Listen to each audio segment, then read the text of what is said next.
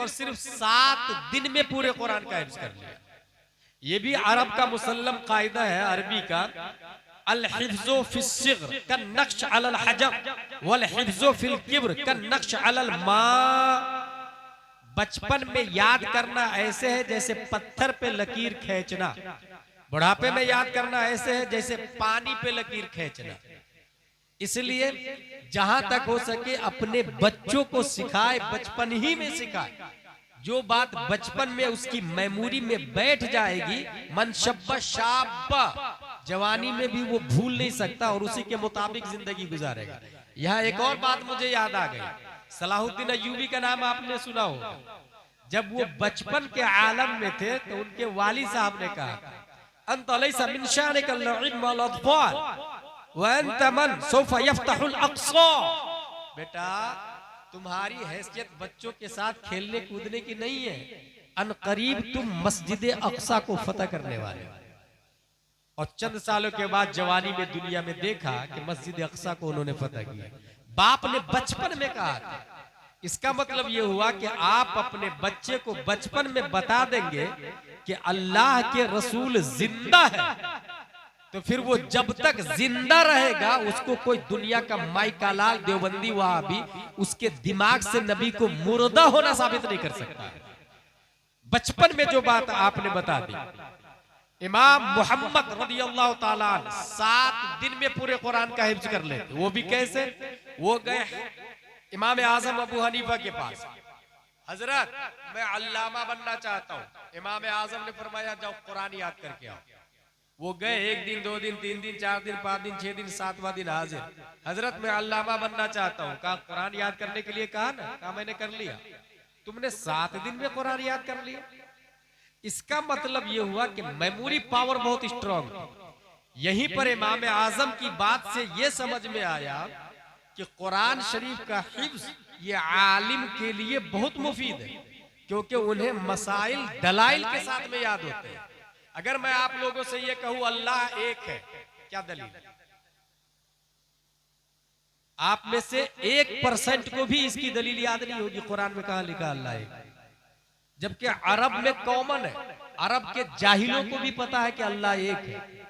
मुझे अच्छे से याद है, जब मैं जामे अजहर जा रहा था, एयरपोर्ट पे उतरा, टैक्सी ड्राइवर सिगरेट पी रहा है। उससे मैंने कहा अंतलस्ता स्वाई, तुमने रोजा नहीं रखा, अवन्ना का मरियो या तुम बीमार हो? तो वो जवाब देता ला ला ला हीनल वक्त व अना आलम व इन कुंतुम मरियन औ अला सफरिन फइद्दतुम मिन अय्यामिन उखर। टैक्सी ड्राइवर इतना शानदार दलील पेश किया कुरान की आयत पढ़ के, मैं समझ गया जामे अजहर में आ चुका हूं। वहां के आम आदमी को पता है अल्लाह एक है। इसकी दलील क्या है? कुरान शरीफ को जो हिफ्ज किया जाता है वो तरावी के लिए हिफ्ज नहीं किया जाता। कुरान शरीफ का हिफ्ज होता है मसाइल के दलाइल के लिए। अल्लाह एक है।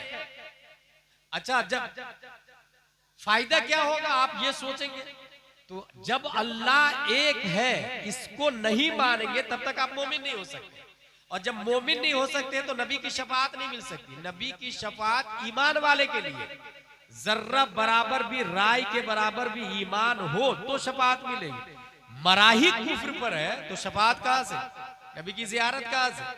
नबी की नजर रहमत कहां से नसीब होगी? इसलिए ईमान मजबूत हो उसकी पहली दलील है अल्लाह एक है।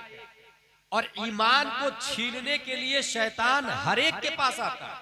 हम लोग तो पढ़े लिखे नहीं है ज्यादा। इमाम फखरुद्दीन राजी का नाम आप लोगों ने नहीं सुना है तो सुने। वो 6वीं सदी हिजरी के बहुत बड़े मुजद्दिद गुजरे। उनके नज़ा के वक्त में शैतान पहुंच गए। अल्लाह एक है इसकी क्या दलील है? उन्होंने कहा दलील है ना कुल हुवल्लाहु अहद, अल्लाह एक है। शैतान ने दलील को काट दिया। इमाम फखरुद्दीन राजी दूसरी दलील देते, वह इलाहुकुम इलाहुन वाहिद, अल्लाह एक है। शैतान ने इस दलील को भी काट दिया। इमाम फखरुद्दीन राजी तीसरी दलील देते हैं, लौ काना फीहिमा आलिहतुन इल्लल्लाह लफसदता। शैतान ने तीसरी दलील को भी काट दिया। वो कुरान से दलाइल दे रहे, उसको काट दे रहे, तो हमारे और आपके ईमान का क्या हाल होगा? इसलिए कहता हूं मैं, ईमान एबल टू टच नहीं है, एबल टू वॉच नहीं है, एबल टू कैच नहीं है। ईमान बिलीव का नाम, ईमान फैथ का नाम, ईमान मानने का नाम। इमाम फखरुद्दीन राजी रज़ियल्लाहु ताला अन्हु 360 दलाइल दिए, मगर शैतान ने सबको काट दिया। तब उनके पीरो मुर्शिद ने कहा, बेटा बोल, मैं अल्लाह को बगैर दलील के एक मानता हूं, बगैर दलील के एक मानता हूं। ये नजमुद्दीन कुबरा अली रहमान ने जो ये जवाब दिया, ये भी इल्मे मुस्तफा का कमाल। हासिल ये कि कुरान शरीफ का वजूद दलाइल के लिए हुआ है, कुरान खानी के लिए नहीं हुआ है। बहुत सारे लोग ये समझते हैं कि मेरा बेटा स्कूल पढ़ता, मेरी बेटी स्कूल पढ़ती है। उमूमन जब रिश्ते की बात होती है तभी याद आती है कि लड़की दीनदार है कि नहीं है। बोले हाँ है ना, दीनदार है ना, कहाँ तक पढ़ी है, ग्रेजुएट है। दीनी तालीम, बोले है ना, दीनी तालीम भी है ना। मेरी बेटी 4 बार कुरान शरीफ पढ़ ली, 5 बार कुरान शरीफ खत्म कर लिया। मेरे भाइयों 5 बार नहीं 50 बार भी खत्म कर ले, ये दीनी तालीम नहीं। कुरान शरीफ रीडिंग का नाम दीनी तालीम नहीं, अंडरस्टैंडिंग का नाम दीनी तालीम। कुरान पढ़ने का नाम दीनी तालीम नहीं, कुरान समझने का नाम दीनी तालीम। इसलिए अपनी बच्चियों को और बच्चों को अरबी के साथ साथ में उर्दू लाजिमत पढ़ाएं ताकि दीन समझ में आए। इमाम मोहम्मद रज़ियल्लाहु ताला अन्हु 7 दिन में कुरान हिफ्ज करके इमाम आजम की बारगाह में अब पढ़ना शुरू किया। पढ़ते पढ़ते पढ़ते वो खुद अपने आप में मुजतहिल फिल मसाइल बने। 1 लाख मसाइल हलालो हराम के बाब में लिखा और किताब शाये हुई। ये 1200 साल पहले की बात बता रहा हूं। 1200 साल पहले क्या हराम है क्या हलाल है 1 लाख रूल्स लिखे हुए हैं। हम लोगों को कितने लाख याद है, कितने 100 याद है, कितने दहाई याद है, सोचे जरा। 1200 साल पहले 1 लाख हलाल और हराम के बाब में किताबें लिखी। अच्छा, और कॉमन सेंस देखें, एक इंसान है जो 11वीं शरीफ करने को बहुत जरूरी समझता है और खुद झूठ बोलता है, हरामकारी करता है, उसे स्पिरिचुअल ऑफ इस्लाम ही नहीं समझ में आया। इस्लाम में ये 5 डज है और 5 डजंट है। सबसे ऊपर है फर्ज, फिर वाजिब, फिर सुन्नत मुअक्कदा, फिर गैर मुअक्कदा, फिर मुस्तहब। इसके अपोजिट में 5 है, हराम, मकरूह तहरीमी, इसात, मकरूह तंज़ीह, खिलाफ औला। ये जो हम लोग 11वीं शरीफ करते हैं ये है मुस्तहब। ये फर्ज में नहीं आता, वाजिब में नहीं आता, सुन्नत में नहीं आता, मुस्तहब में आता। अब जो आदमी 11वीं शरीफ करता है वो ऑलरेडी किसी की जमीन हड़प के बैठा हुआ, और 11वीं शरीफ हर साल पाबंदी से 11 देख बकरे का खाना खिलाता है। और वो ये समझता है वो जो जमीन मैंने 1-2 स्क्वायर फीट हड़पी है या 1-2 लाख का घोटाला किया है वो माफ हो जाएगा। गलत। वो 11वीं शरीफ 11 देख 11 साल नहीं 1100 साल भी करे तो वो जो एक फीट जमीन हराम की हड़पी हुई है ना वो माफ नहीं होने वाली। ये ऐसे ही है जैसे कोई इंसान हाथ में नजासत गलीजा रख ले और फिर समंदर में नहाए, जिंदगी भर नहाता रहेगा वो पाक नहीं होगा, पहले नजासत को छोड़ना पड़ेगा। ये ऐसे ही है जैसे कुआं के अंदर कुत्ता गिर के मर गया, पूरा पानी निकाल दे कुआं पाक नहीं होगा, कुत्ते को निकालना पड़ेगा। अगर कोई इंसान हराम की जमीन या हराम का पैसा रखे हुआ है और जब तक माफी नहीं मांगता, लौटाता नहीं है, तब तक वो उम्रा करे या हज करे उसके गुनाह माफ नहीं होने वाले। इसलिए पहले दीन की बुनियादी स्ट्रक्चर को समझना जरूरी है। इमाम मोहम्मद 7 दिन में हिफ्ज करके आए, अल्लामा बने। मेमोरी पावर अगर और ज्यादा इंसान का स्ट्रॉन्ग हो तो फिर 7 दिन नहीं 7 घंटे में वो हाफिज कुरान बन सकता है। मैं एक ऐसे आदमी को जानता हूं, उसको, वो भी भारत का रहने वाला, उसको किसी ने कह दिया हाफिज साहब, he thought of not Hafiz Quran but you said हाफिज साहब I have 2 option। तुमने हाफिज कहा मुझको, मैं तो हाफिज हूं नहीं। अब या तो मैं मना कर दूं भाई भाई भाई मैं हाफिज नहीं हूं, या तो फिर मैं हिफ्ज ही कर लेता, क्योंकि आज इसको रोकूंगा कल दूसरा बोलेगा, परसों तीसरा बोलेगा। उसने उठाया कुरान, एक बार अलिफ लाम मीम का पारा पढ़ा और याद कर लिया, और इतना अच्छा याद किया कि जाके तरावी भी पढ़ा दी। दूसरे दिन सयकूल एक बार पढ़ा और जाके तरावी पढ़ा दी। तीसरे दिन तिलकर रसूल, चौथे दिन लन तनालू, पांचवें दिन वल मुहसना, छठवें दिन ला युहिब्बु, सातवें दिन वैदा समिउ, आठवें दिन वल वन्ना, नौवें दिन कालल मलो, 10वें दिन वअलमु, 11वें दिन यातदिरुन, 12वें दिन वमा मिन दाब्बा, 13वां दिन वमा उबर्रियो, 14वां दिन रोबमा, 15वां दिन सुबहानल्लज़ी, 16वां दिन काला अलम, 17वां दिन इक़तरबा, 18वां दिन क़द अफ़लह, 30वां दिन अम्मा यतसालून। एक बार पढ़ा और जाके तरावी पढ़ा दिया। उसके पढ़ने के टाइम को जोड़ा गया तो तखमीनन 7 घंटे में हाफिज कुरान बनने वाला।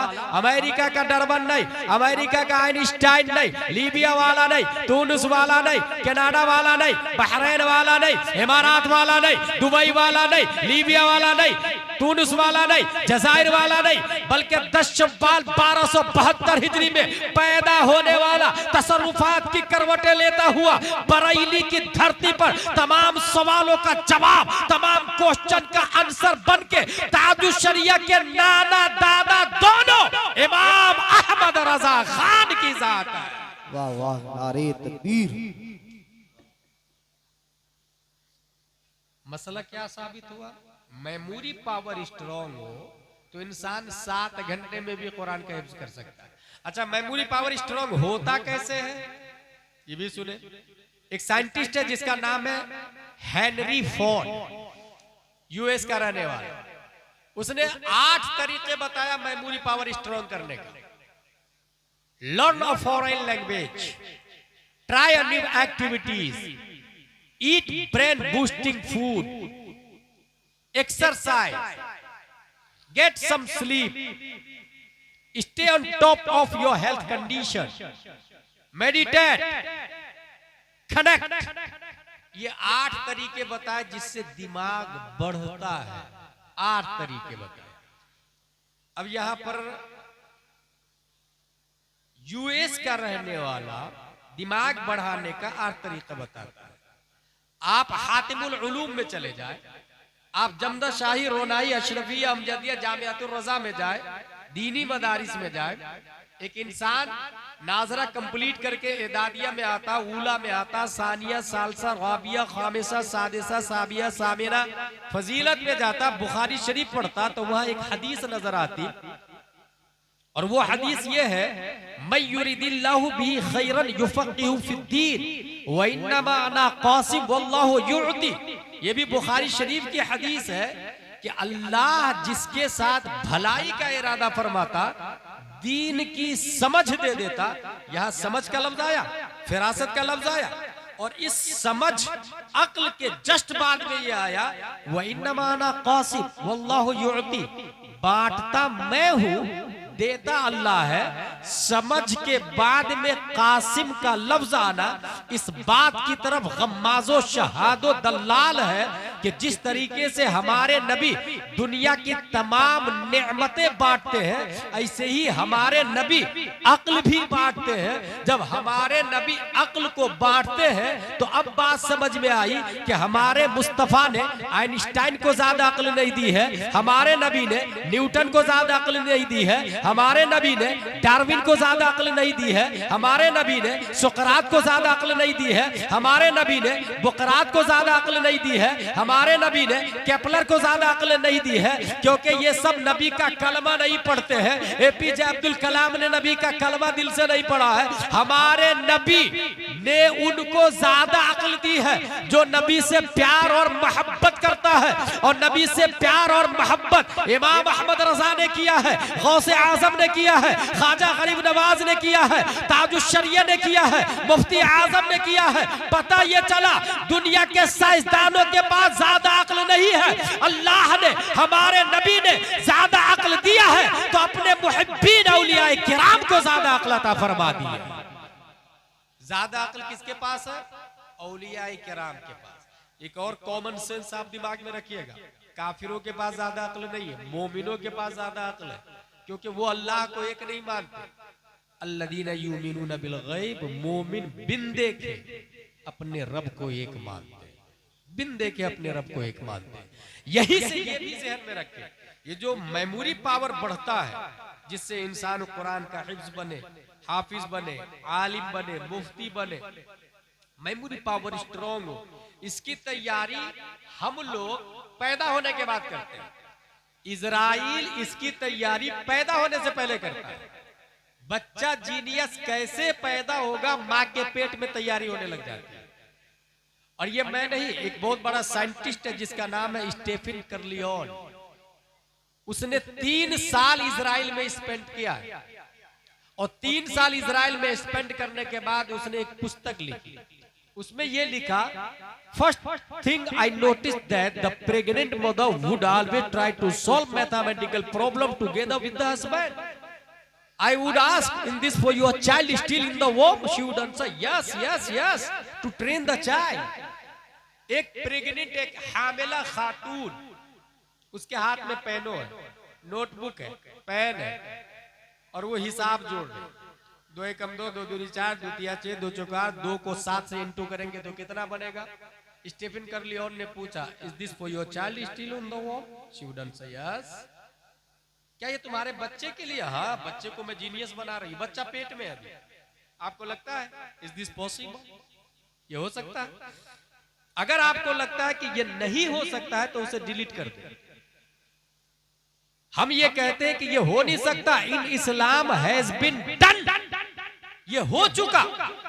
ये 15वीं सदी हिजरी, 21वीं सदी ईसवी।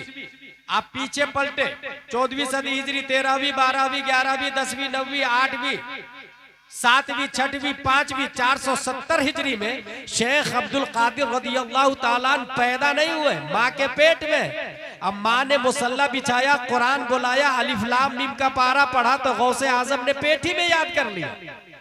इसका मतलब यह हुआ, दुनिया जो आज बता रही है इस्लाम में 800 साल पहले हो चुका है। मेरा गौस जब पैदा हुआ तो 18 पारे का हाफिज कुरान बन के पैदा हुआ। यह जवाब था भारत के सुन्नी मुसलमानों के लिए, दुनिया के सुन्नी मुसलमानों के लिए। स्टीफन कर्लियोन की डिस्कवरी आएगी तो घुटने मत टेकना, सीबीएसई पैटर्न पे मरना मत, कॉन्वेंट के सामने झुकना मत, ऑक्सफोर्ड और कैम्ब्रिज को सलूट मत करना। ये लोग जो तहकीक पेश कर रहे हैं, अल्लाह ने अपने फजलो करम से गौस के जरिए 800 साल पहले ही मुशाहदा करके दिखा दिया है, ताकि इस्लाम कल भी गालिब था, आज भी गालिब है और कयामत तक गालिब और जारी रहे।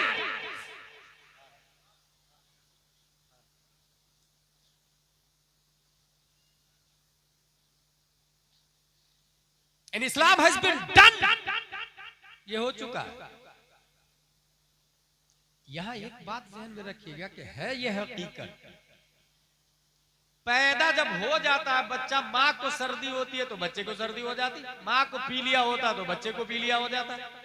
पैदा होने के बाद इतना हाई कनेक्शन है तो पैदा होने से पहले कितना पावरफुल कनेक्शन होगा। यही से गुलाम जिलानी अजहरी ये मैसेज देता है कि अगर हम ये चाहते हैं कि बच्चा नेक बने तो बुखारी शरीफ इसमें एक हदीस आई, इन्ना अहदकुम युजमउ खल्क़ुहु फी बत्नि उम्मिही 40 यौमन नुतफ़ा थुम्मा यकूनु अलक़ा मिस्ल ज़ालिक थुम्मा यकूनु मुद्ग़ा मिस्ल ज़ालिक थुम्मा युरसिलुल्लाहु इलैहिल मलक फयनफ़ख़ु फ़ीहि रूह व यु'मरु बिअरबइ कलिमात बिकतबि रिज़्क़िही व अजलिही व अमलिही व शक़ीन अव सईद। 40 दिन बच्चा माँ के पेट में नुतफ़े की शक्ल में होता है, दूसरे 40 दिन अलक़ा की शक्ल में होता है, तीसरे 40 दिन मुद्ग़ा की शक्ल में होता है और चौथे 40 दिन वो कंप्लीट बनता है। चौथे 40 दिन के बाद में उसके अंदर रूह डाली जाती है। 40 को 4 से इंटू करे कितना हुआ? 40 दोनों 80, 80 80 और 40 को 3 से इंटू करे तो कितना हुआ? 120। करेक्ट। 120 दिन के बाद में बच्चे के अंदर रूह डाली जाती है और अल्लाह तबारक व तआला फरिश्तों से कहता है, 4 चीजों का हुक्म देता है। उक्तुब बेकतब रिज़्क़ी, बच्चा खाएगा क्या लिख। वो आजाले ही, 1 दिन के बाद मरेगा या 100 साल के बाद मरेगा, उसकी उम्र भी लिख दे। वो अमल ही, काम क्या क्या करेगा ये भी लिख। वह शकीन और सईद, शरीफ होगा या कमीना होगा ये भी लिख। इसका मतलब 120 दिन में बच्चे के जिंदगी के बायलॉज तैयार हो जाते हैं। अब मेरा मशवरा यह है कि 120 दिन में जब बायलॉज लिखी जा रही, तकदीर लिखी जा रही है, तो 120 दिन से पहले माँ बाप दोनों मुसल्ला बिछाए, नफल नमाज पढ़े और दुआ करे, परवरदिगार आलम तू मेरे बच्चे की कल तकदीर लिखने वाला है, उसकी तकदीर में जाहिल होना नहीं, मुजाहिद मिल्लत होना लिख दे। उसकी तकदीर में शराबी होना नहीं, मुत्तकी परहेजगार होना लिख दे। उसकी तकदीर में जुआरी होना नहीं, तादुशरिया होना लिख दे। और अल्लाह तबारक व तआला इस बात पर कादिर है, वो देखता है। मेरी बंदी, मेरा बंदा दुआ कर रहा है, फरिश्ते बच्चे की तकदीर में माँ की दुआ के मुताबिक लिख। तो जीनियस होने और नेक होने की तैयारी हम भी माँ के पेट से करें। माँ अगर आटा गूंद रही है, आटा में पानी मिला के आटा का गोला बना रही है, बहुत आसान है, मोबाइल खोले, यूट्यूब पर जाए और लिखे वैस रजा कादरी कलाम आला हजरत। अब चलना शुरू होगा, लम याते नजीरों का फी नजरी मिथले तू न शुद्ध पैदा जाना। पेज बदलेगा आगे, वो कमाल हुस्न हुजूर है कि गुमाने नक्शे जहां नहीं। अगला कलाम क्या दबे जिस पे हिमायत का हो पंजा तेरा। अगला कलाम सुबह तैबा में हुई बढ़ता है बाड़ा नूर का। आगे का कलाम चमक तुझसे पाते हैं सब पाने वाले। आगे का कलाम उनकी महक ने दिल के गुंचे खिला दिए हैं। आगे का कलाम जर्रे झड़के तेरी पैजारों के। आगे का कलाम वो सरवरे किश्वरे रिसालत जो अर्श पर जलवगर हुए थे। अगला कलाम जमीनो जमा तुम्हारे लिए, मकीनो मका तुम्हारे लिए। अब जो बच्चा पैदा होगा वो आशिक़े मुस्तफा बन के पैदा होगा, क्योंकि माँ ने सुना, बच्चे ने पेट में याद कर लिया। इसी वजह से जो बच्चा पैदाइशी बहरा होता है वो पैदाइशी गूंगा भी होता है। क्यों? क्योंकि कानों के रास्ते वोकेबलरी गई नहीं, उसने सेव नहीं किया दिमाग की डायरी में, इसलिए प्रोनाउंस नहीं कर पाता। बच्चा अगर आपके यहाँ पैदा हो आज, कल उसे लंदन में छोड़ दे, 2 साल के बाद बुलाए, तो वो माँ बाप दादा दादी नाना नानी नहीं बोलेगा, mother father brother sister skies animals water food rice. जो कानों के रास्ते सुनता है वही वो प्रोनाउंस करता है। इसलिए दिमागवर और जीनियस और नेक होने की तैयारी बचपन से, इस तरीके से ये कयामत रोके रखे। अगर आप अपनी मस्जिद में एक आलिम को हक बोलने के लिए पूरी छूट देते हैं, इसका मतलब आपने कयामत को रोक के रखा है। वरना जिस दिन आप हक का सपोर्ट करना छोड़ देंगे, कयामत की निशानी इल्म खत्म हो जाएगा। दूसरी बड़ी निशानी वयज़हरल जहल, जाहिलों का गलबा हो जाएगा। जब उलमा नहीं रहेंगे तो फिर जाहिर सी बात जाहिलों का गलबा हो। इमाम अहमद बिन हंबल ने एक अच्छी बात कही कि आलिम हक बोलने में किसी की परवाह नहीं करे, और जिसके पास इल्म न हो वो मुंह बंद रखे, दीन हमेशा गालिब रहे। इमाम अहमद बिन हंबल। कयामत की तीसरी बड़ी निशानी वयज़हर ज़िना, ज़िना की कसरत होगी। आपको हो सकता है ये समझ में नहीं आए, मगर एक फैक्ट सुने आप। इस वक्त 208 कंट्री है, 150 से ज्यादा मुल्कों ने लिविंग रिलेशनशिप को पास कर दिया। यही है ज़िना का गलबा हो। मुल्कों ने पार्लियामेंट में ज़िना बिन रज़ा को अलाउ करा दिया। ये जुर्म है ही नहीं, और इसमें हम लोगों का भी दखल है। हम लोग ये करते हैं कि शादी कर लिए, शादी करने से एक तो शादी को बहुत कॉस्टली कर दिया, वो हार्ड कर दिया, नतीजतन बहुत सारी बच्चियों की शादी नहीं होती।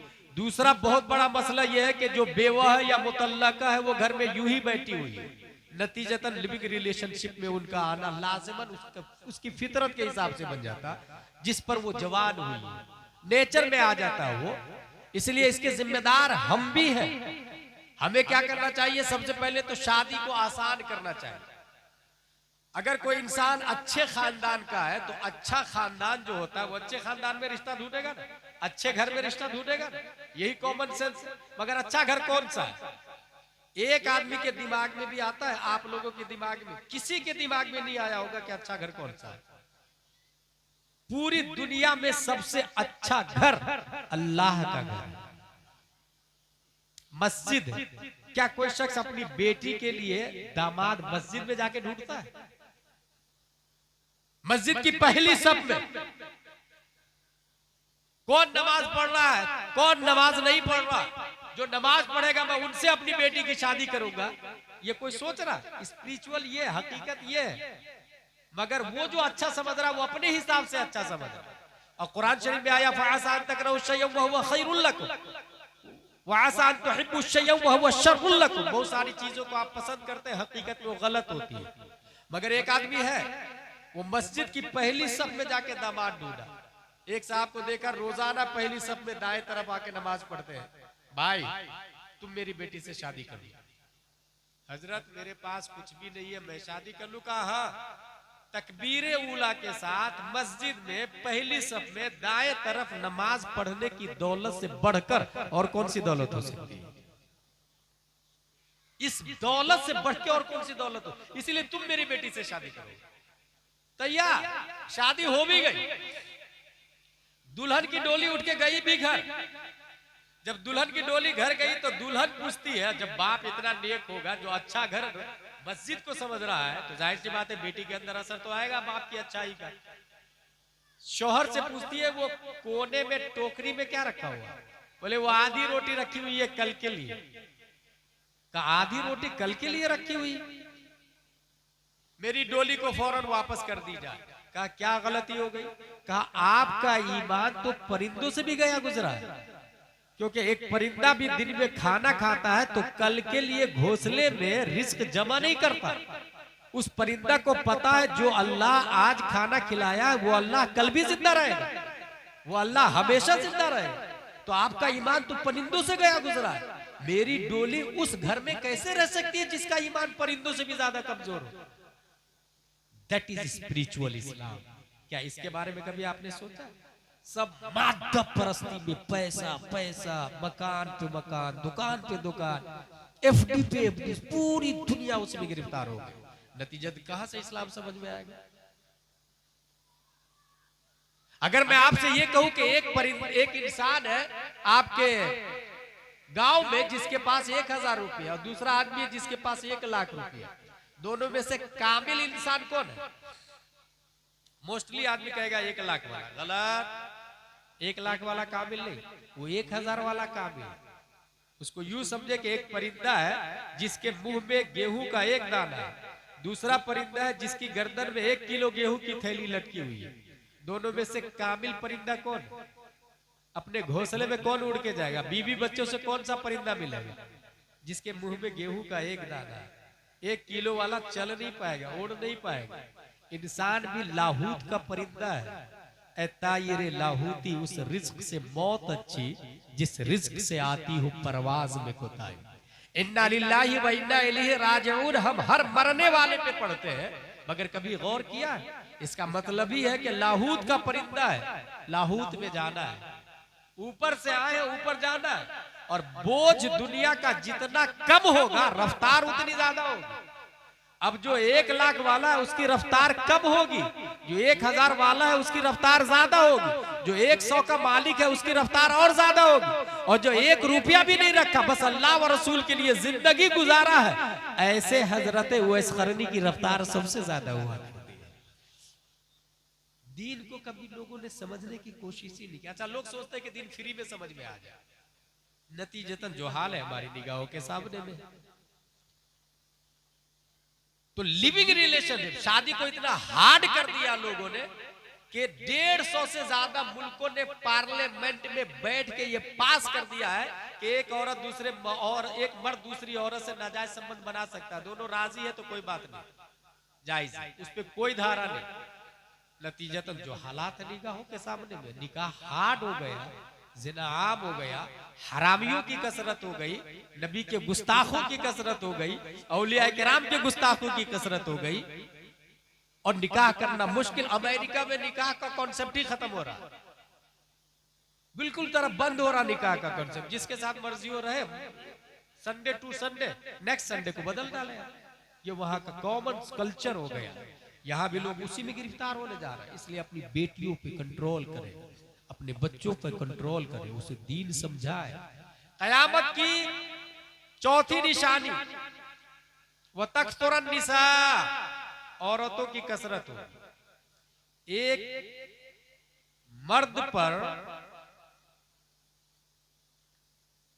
एक मर्द के अंडरटेकिंग यानी उनकी किफालत में 50 औरतें हो। और ये पूरी दुनिया के सर्वे से पता चला। बहुत सारे लोग अल्ट्रासाउंड करके बच्चे को पेटी में खत्म कर देते, वो भी हराम है। लेकिन उसके बावजूद औरों की तादाद ज्यादा होगी, क्योंकि नबी ने फरमाया। और नबी ने फरमाया तो कायनात इधर से उधर हो सकती है, नबी का फरमान नहीं बदल सकता है। पांचवी निशानी वो यकिल्लर रिजाल, मर्द की तादाद कम हो जाएगी। और मर्द कम होंगे, औरतें ज्यादा होगी। इस तरीके से जब ये 5 निशानी आपको नजर आ जाए तो समझ जाए आप कयामत के करीब हैं। और ये 5 निशानी सिर्फ आप अपने घर में मत देखिएगा, पूरी दुनिया का सर्वे करने के बाद देखिएगा। और निशानी देखने के बाद हम में हर फर्द पर लाजिम है कि कयामत को आने से रोके, उसका दर्जा है। रोके का मतलब अगर हराम हो रहा है तो हाथ से रोके, हाथ से नहीं रोक सकता है तो जुबान से रोके, जुबान से नहीं रोक सकता है तो दिल से बुरा जाने। That is last stage of ईमान। ये ईमान का आखिरी दर्जा है। आप में से कितने लोग हैं जो शराबी को शराब पीते देखकर ये कहते हैं भाई शराब मत पियो, जो गाली दे रहा है उसको कहते हैं भाई गाली देना हराम है, गाली मत दो। वो इंसान क्यों रोकेगा जो खुद ही 10 गालियां देता है, 15-20 गालियां देता है? वो इंसान दूसरे को झूठ बोलने से क्यों कर रोकेगा जो खुद ही झूठ बोलता है? और ये बचपन से ही एक बच्चा, आपने बच्चे से ये कहा, बच्चे ने ये कहा मेरे लिए खिलौना ला दीजिए, आपने कहा ठीक है मैं जा रहा हूं मार्केट और वहां से लेते आऊंगा, और जानबूझ के नहीं लेकर के आए। बच्चे ने पूछा क्या हुआ अब, वो आपने खिलौना नहीं लाए मेरे लिए? बोले वो भूल गए। आपने जानबूझ के नहीं लाए और आपने कहा भूल गया, ये झूठ और ये हराम है। और बच्चे को यकीन जिस दिन हो गया कि अब्बू झूठ बोले तो इसका मतलब ये हुआ कि वो झूठ को हराम नहीं समझेगा, बड़ा होकर के वो भी कॉमनली झूठ बोलेगा। और ये समझने वाली बात है, हमारे और कुफ्र में माइनर फर्क है, हमारे और जानवर में माइनर फर्क है। इंसान भी नंगा पैदा होता, जानवर भी नंगा पैदा होता, दोनों में क्या फर्क? बड़ा होकर के जो कपड़ा न पहने वो जानवर है, और जो कपड़ा पहन ले वो हजरत इंसान है। पानी दोनों पीते हैं, इंसान भी जानवर भी। हराम हलाल की पाक नापाक की तमीज न करे वो जानवर है, और जो नापाक को छोड़ के सिर्फ पाक पानी पिए उसे हजरत इंसान बोलते हैं। इस्तिंजा दोनों करते, पेशाब दोनों करते, जानवर भी इंसान भी। खड़े खड़े कहीं भी शुरू हो जाए वो जानवर है, और जो बैठकर पेशाब के बाद पानी लेता है उसे हजरत इंसान बोलते हैं। ये माइनर फर्क है जिसको आप समझेंगे तो इंसानियत आपकी बिल्ड करेगी। जब पैदा दोनों नंगे होते हैं, कब बड़ा होके जो कपड़ा न पहने वो जानवर है, इसका मतलब जो लोग अपने घर में अपनी बेटियों को कम कपड़ा पहनाते हैं वो इंसान कम, जानवर ज्यादा है। उसमें और जानवर में कोई फर्क नहीं। और यहीं से ये भी ध्यान में रखें, दुनिया में जो खातून जितना ज्यादा पर्दा करेगी, मैदान महशर में उतनी ही जल्दी कपड़ा मिलेगा। मैदान महशर में सब नंगे उठेंगे, हर शख्स, आलिम, फाजिल, मुफ्ती, मर्द औरत सब नंगे उठेंगे। दुनिया में जो जितना ज्यादा पर्दा किया है उतनी ही जल्दी वहां पर्दा मिलेगा। इस हवाले से किताब में ये आया कि सबसे पहले हश्र में कपड़ा पहनाया जाएगा हजरत इब्राहिम अलैहिस्सलाम, सबसे पहले। आला हजरत रज़ियल्लाहु ताला अन्हु की खासियत थी, जब किसी नबी में वो फजीलत देखते तो उस नबी से अफजल फजीलत अपने नबी में तलाशते, तो वो हुजूर सल्लल्लाहु अलैहि वसल्लम में तलाशने लगे कि हुजूर सल्लल्लाहु अलैहि वसल्लम को कब कपड़ा मिलेगा। तलाशते तलाशते तलाशते उनको मिल गया। आला हजरत फरमाते हैं कि हुजूर सल्लल्लाहु ताला अलैहि वसल्लम को कब्र ही में जन्नत का जोड़ा दे दिया जाएगा, कब्र ही में जन्नत का जोड़ा दे दिया जाएगा।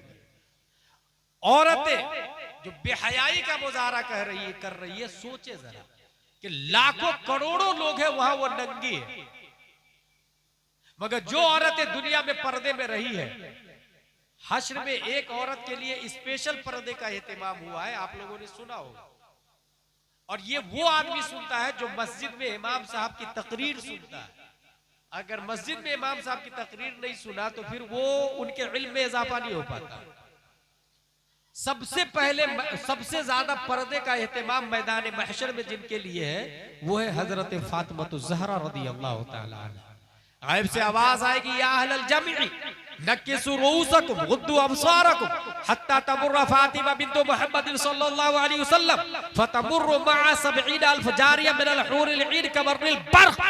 गायब से आवाज है, हश्र वालों, इसमें नमाजी भी दाखिल है, आलिम भी, अंबिया भी, रसूल भी, गौस भी, अब्दाल भी, जितने हश्र वाले सब के सब सर को झुकाए, आंखों को बंद करें, क्योंकि फातिमा बिन्त मोहम्मद की सवारी जाने वाली। ये पर्दे का एहतमाम रब करवा रहा है। क्यों? क्योंकि दुनिया में हजरत फातिमा ने इतना पर्दा किया, इतना पर्दा किया, इतना पर्दा किया कि आला हजरत फरमाते हैं, जिसका आंचल न देखा महो महर ने, उस रिदाए नजाहत पे लाखों सलाम। यही से ये भी ज़हन में रखें कि शादी करते समय जींस पैंट टी शर्ट वाली से हरगिज अपने बेटे की शादी मत करें, क्योंकि तारीख इस्लाम में जितने अल्लाह के वली पैदा हुए हैं वो नकाब वाली के पेट से पैदा हुए हैं, वो जींस पैंट और टी शर्ट वाली के पेट से पैदा नहीं हुए। अगर ये मिजाज आपने बना लिया तो यकीन जाने दुनिया के अंदर इनकलाब आएगा, इस्लामी माहौल पैदा होगा। शब बारात में तकरीबन 4-5 हवालों से ये साबित है कि हम जो इसाले सवाब करते हैं वो पहुंचता है। खुद शब बारात में हुजूर सल्लल्लाहु ताला अलैहि वसल्लम का रात में निकलना और हजरत आयशा से ये कहना, बनी कल्ब के बकरियों के बालों बराबर अल्लाह तबारक व ताला अपने बंदों को बख्श देता है, माफ फरमा देता है। इस रात में मक्का वाले खुद हरम शरीफ में जाके जमजम पीते, नमाज पढ़ते, नवाफिल पढ़ते, कुरान की तिलावत करते।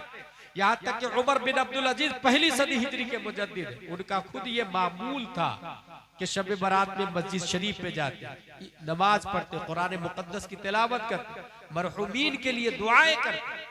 मरहूम के लिए दुआ करना ये उन्हीं, और दुआ से उनके दर्जे बुलंद होते हैं, गुनाह माफ होते हैं। ये उन्हीं का अकीदा है जिनका ये कहना है कि नबी जिंदा है, क्योंकि बाज़ाब्ता एक ग्रुप है जिसका ये कहना है नबी जिंदा नहीं है, माज़ल्लाह रब्बिल आलमीन। जबकि इसी बुखारी शरीफ में ये भी आया, मा बैन बैती व मिंबरी रौज़तुम मिन रियाज़िल जन्नह। हमारे नबी सल्लल्लाहु ताला अलैहि वसल्लम जहां दफन है वो आज ही जन्नत के बागों में से एक बाग है। हमारे नबी आज भी जन्नत ही में है, और जब हमारे नबी आज ही जन्नत में है तो नबी के सदक़े में नबी की उम्मत भी जन्नत की हवाएं ले रही है, जन्नत की खुशबू ले रही है। इसलिए मेरे भाई, हासिल कलाम ये है, आपकी नजरों के सामने में अगर जुर्म हो तो उसे हाथ से रोकें। अपने बच्चों को दीनदार बनाने की ट्रेनिंग माँ के पेट से और उलमाए किराम से मुत्तसिल रहे ताकि अकीदे की हिफाजत हो सके। अब आइए इसके बाद इंशाअल्लाह आपका महबूब इदारा हातिमुल उलूम उनकी दस्तारबंदी होगी। उससे पहले मैं एक बात बता दूं कि मदारिस इस्लामिया इस वक्त टारगेट पर है, और ये सिर्फ एक मुल्क का मसला नहीं है, पूरी दुनिया का मसला है। पढ़ने वाले तलबा मेहमान रसूल होते हैं। ये रसूलुल्लाह का घर है और मस्जिद अल्लाह का घर है। रसूलुल्लाह का घर, हमारा घर टूट जाए चलेगा, रसूलुल्लाह का घर उसकी एक ईंट भी टूटनी नहीं चाहिए, क्योंकि रसूलुल्लाह का घर रहेगा तो हमारा घर रहेगा। जिस दिन रसूलुल्लाह का घर नहीं रहेगा उस दिन हमारा घर भी नहीं रहेगा। अगर उसके खिलाफ कोई आवाज उठाता है तो दामे दिरमे कदमे सुखने हर एतबार से प्रोटेक्टिंग के लिए जब भी आवाज दे आपको मैदान में आना होगा, आपको तैयारी करनी होगी। अकीदे की हिफाजत के लिए आप में से हर शख्स अपने घर में टीवी रखे हुआ है, लाख फतवा दे मुफ्तियाने किराम हराम है, हराम है, हराम है, आप कितना अमल करते हैं वो आपको पता है। लेकिन उसमें हजारों चैनल है, रिमोट कंट्रोल है और चैनल बदलते रहे। ईमानदारी से बताए कितने चैनल है जो अकीदे की हिफाजत के लिए? यकीनन मुश्किल से आपको 1-2% चैनल मिलेगा जो अकीदे पे काम कर रहा है, लेकिन मोबाइल सबके पास है। इसलिए मैंने एक व्हाट्सएप चैनल शुरू किया है अकीदे की हिफाजत के लिए। इस चैनल के जरिए हम वीडियो नहीं बनाते, इस चैनल के जरिए हमारा टारगेट पैसा कमाना भी नहीं। इस चैनल के जरिए हम सिर्फ और सिर्फ, चूंकि हर जवान के पास मोबाइल है और वो जाकिर नायक को सुन रहा है, वो इंजीनियर मिर्जा को सुन रहा है, वो ताहिरुल पादरी को सुन रहा है, वो तस्लीमा नसरीन को सुन रहा है, वो कुफर और शिर्क के आलम बरदारों को सुन रहा है, वहाबी और दयाबना के मुकर्रिरों को, खतीबों को सुन रहा है। उनके ईमान की हिफाजत के लिए हमने ये व्हाट्सएप चैनल शुरू किया है। आपको उनसे जुड़ने के लिए हमारे नंबर पे मैसेज, व्हाट्सएप पे मैसेज करना होगा। इसलिए अपना अपना मोबाइल निकाले, मैं नंबर बता रहा हूँ। उस नंबर पे सिर्फ ये मैसेज व्हाट्सएप पे करेंगे, मैसेज नॉर्मल मैसेज नहीं, व्हाट्सएप पे मैसेज करेंगे कि मुझे अपने चैनल का लिंक भेजिए। मैं लिंक भेजूंगा, व्यू चैनल पे क्लिक करेंगे, ये जहां चैटिंग होती है उसके बाजू में अपडेट आता है, वहीं पे ये चैनल चलेगा। ये देखें, ये व्हाट्सएप है, ये है चैट, ये है अपडेट, ये है कम्युनिटी और ये है कॉल। अपडेट पर वो चैनल आएगा। उस नॉर्मली मैसेज नहीं, व्हाट्सएप पे मैसेज करना होगा। अगर किसी ने कॉल करके परेशान किया तो ब्लैक लिस्ट में डालने में टाइम नहीं लगता। इसलिए अकीदे की हिफाजत के लिए सिर्फ चैनल से जुड़ेंगे। नंबर है 90090195330। Listen to me again, 90090195330। रब्बे कदीर हम सबको कुरान शरीफ, हदीस शरीफ, फिक़्ह शरीफ पढ़ने, समझने, अमल करने की तौफीक अता फरमाए। वमा अलैना इल्लल बलाग। अस्सलामु अलैकुम।